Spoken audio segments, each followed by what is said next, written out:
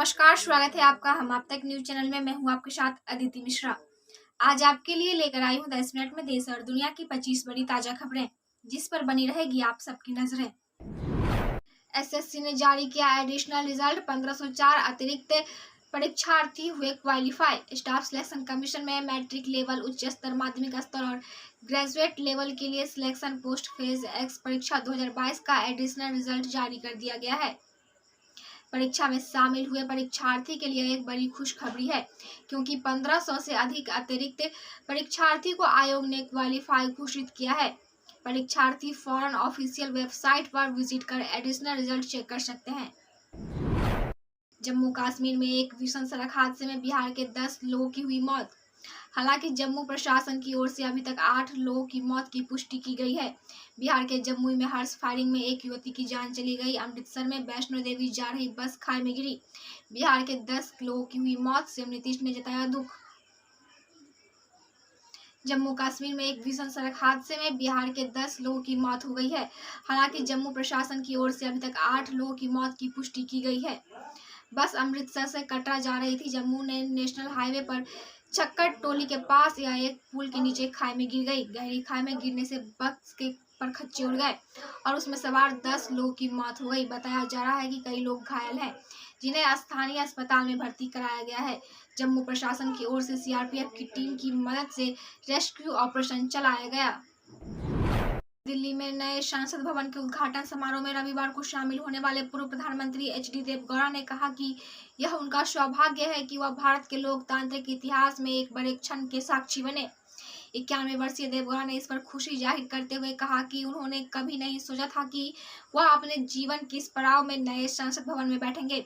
पूर्व पीएम देवगौड़ा ने कहा कि यह मेरा सौभाग्य है कि मैं भारत के लोकतांत्रिक इतिहास में एक बड़े क्षण का गवाह बना। मैंने 1962 में कर्नाटक विधानसभा में प्रवेश किया और 1991 में सांसद सदस्य रहा हूँ। 32 साल पहले जब मैंने इस महान संसद में प्रवेश किया था तो मैंने कभी नहीं सोचा था कि मैं प्रधानमंत्री बनूंगा और मुझे इतने लंबे समय तक सार्वजनिक जीवन में रहने की उम्मीद नहीं थी।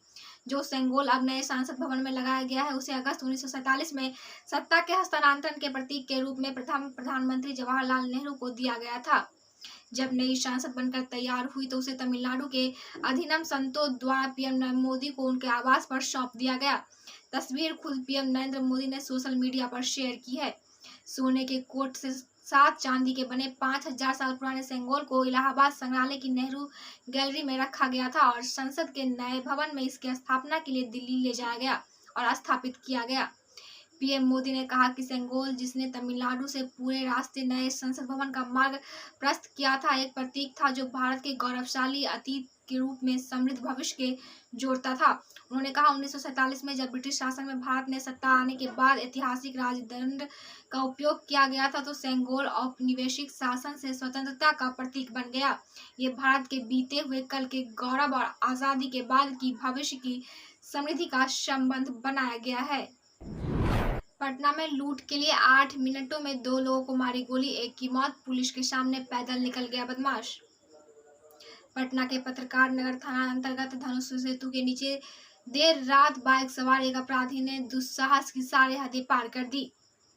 8 मिनट में 500 मीटर की दूरी में लूट के दौरान बदमाशों ने 2 लोगों को गोली मार दी, जिसमें एक की मौके पर ही मौत हो गई। राजधानी रांची में तेज रफ्तार का कहर जारी।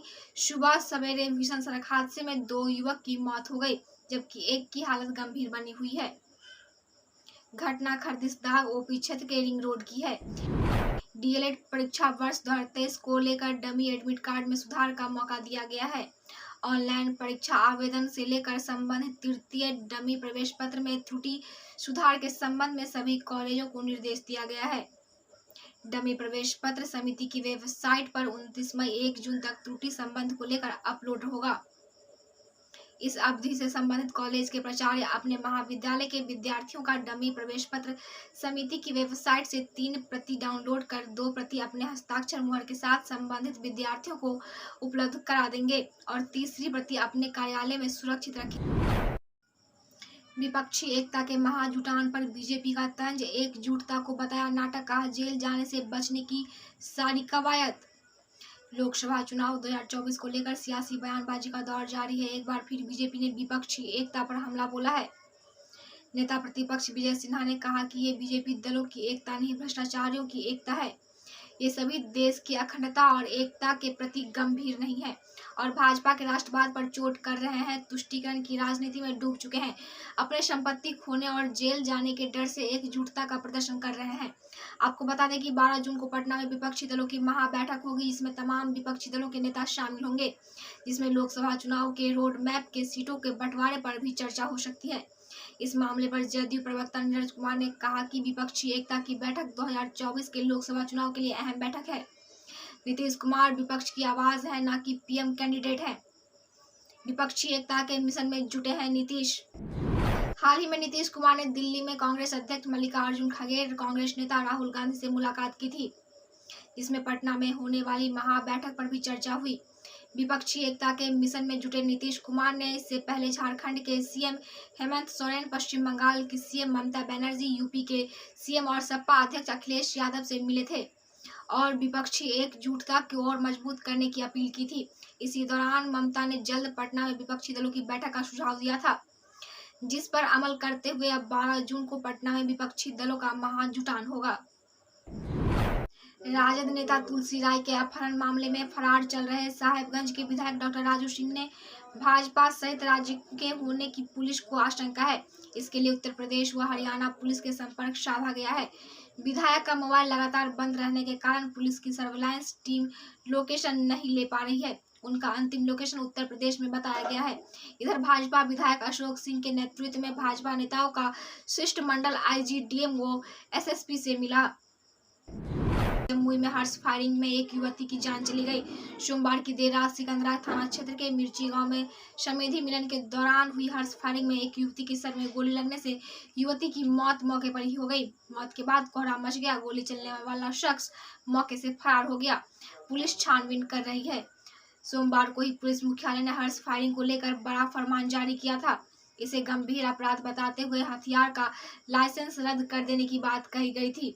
दिन में जारी फरमान की रात में धज्जियां उड़ा दी गई। प्रधानमंत्री नरेंद्र मोदी ने नए संसद भवन का उद्घाटन किया। 21 विपक्षी दलों ने उद्घाटन समारोह का बहिष्कार किया। इस मुद्दे पर मुख्यमंत्री एकनाथ शिंदे ने विरोधियों पर निशाना साधते हुए तीखी आलोचना की है। एनसीपी अध्यक्ष शरद पवार ने मुख्यमंत्री की आलोचना पर निशाना साधा है। वे पुणे में पत्रकारों से बातचीत कर रहे थे, जब उन्होंने सीएम शिंदे को लेकर बड़ा बयान दिया। मुख्यमंत्री एकनाथ शिंदे ने आलोचना करते हुए कहा कि आज के कार्यक्रम से विरोधियों ने पेट में दर्द हो रहा है। मुख्यमंत्री ने यह भी कहा था कि लोग विरोधियों का जाल गोमोटा देंगे। कार्यक्रम का बहिष्कार कर रहे विपक्षी पर मुख्यमंत्री ने निशाना साधा था। उन्होंने आगे कहा, कुछ लोगों ने नमक के पत्थर फेंकने की कोशिश की। एकनाथ शिंदे ने जमाल गोटा वाले बयान पर एनसीपी के अध्यक्ष शरद पवार ने प्रतिक्रिया दी है। प्रतिक्रिया देते हुए पवार ने कहा कि उन्हें जो सूट करता है उनके बारे में बात करना उचित नहीं है। नाइजीरिया में फंसे बिहार यूपी के मजदूरों की होगी घर वापसी। जेडीयू सांसद के पत्र का विदेश मंत्री ने दिया जवाब। नाइजीरिया में फंसे भारतीयों को जल्द वापस लाया जाएगा। विदेश मंत्री एस जयशंकर ने जेडीयू सांसद के पत्र पर जवाब देते हुए कहा कि आपको बता दें कि गोपालगंज, सिवान और यूपी के कामगारों को बंधक बनाए जाने की सूचना मिलते ही सांसद डॉक्टर आलोक कुमार सुमन ने विदेश मंत्री एस जयशंकर को 9 मई 2023 को पत्र लिखा था। बिहार के मोतिहारी में एक बाइक पर सवार 3 युवक की अनियंत्रित होकर सड़क किनारे रेलिंग के टकरा गई। इस हादसे में 2 युवक की घटनास्थल पर ही मौत हो गई, जबकि एक युवक जिंदगी और मौत से जूझ रहा है। घटना पिपरा कोठी थाना के बगड़ी गुमटी के पास का है। अब मुझे दीजिए इजाजत, मिलेंगे कल फिर नए खबरों के साथ। तब तक आप देखते रहें हम आप तक।